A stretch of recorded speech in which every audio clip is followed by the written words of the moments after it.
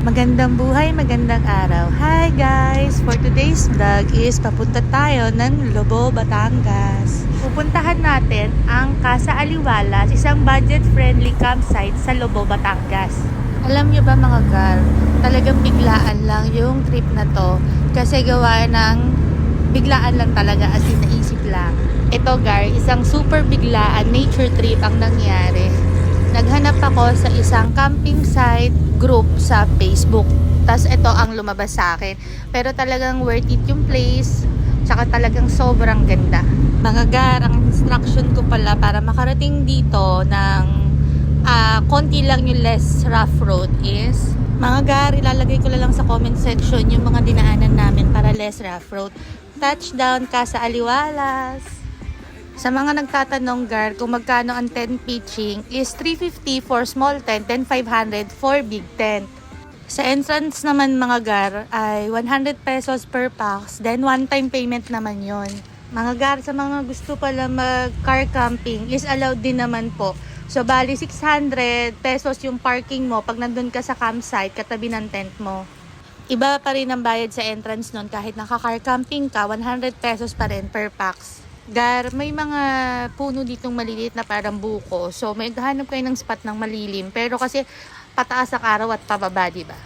Meron din pala ditong mga room accommodation dun sa may pool. Same din ng owner.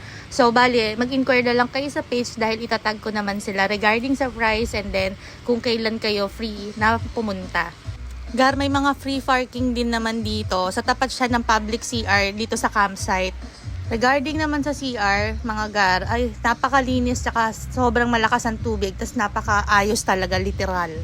From campsite, katapat nun beach, then less than 1 minute walk papunta dun sa public CR and then yung free parking area.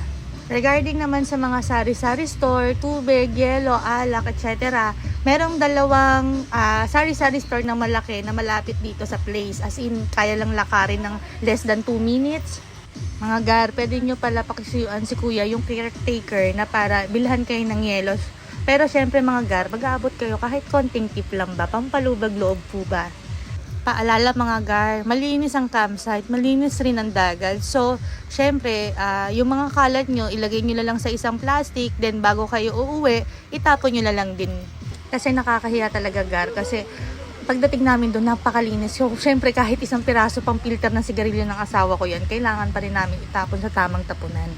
Tapos, mga gar, pagdating namin doon, talagang ang bobongga ng mga tent ng mga nagka-camping doon. So, yung alam mo yun, ang dami mong naiisip na, baka sa susunod, makabila ako nito, baka sa susunod, makabili ka niyan. Syempre, pag nagustuhan mo na ang isang nature trip, katulad ko gar, importante sa akin ang halimuyak ng probinsya vibes kasi maganda rin yun sa resistensya ko. Gar, yung tubig pala dito, napakalamig dyan sa dagat. Then, kasi nasa bato siya, so hindi siya masakit sa paa. Tapos, napakaganda ng view sa umaga, malamig ang simoy ng hangin, hindi, alam mo yun, hindi mapolusyon. Tapos, gar, malinaw ang tubig ng dagat. Syempre, masaya kami kasi may tubig yung dagat.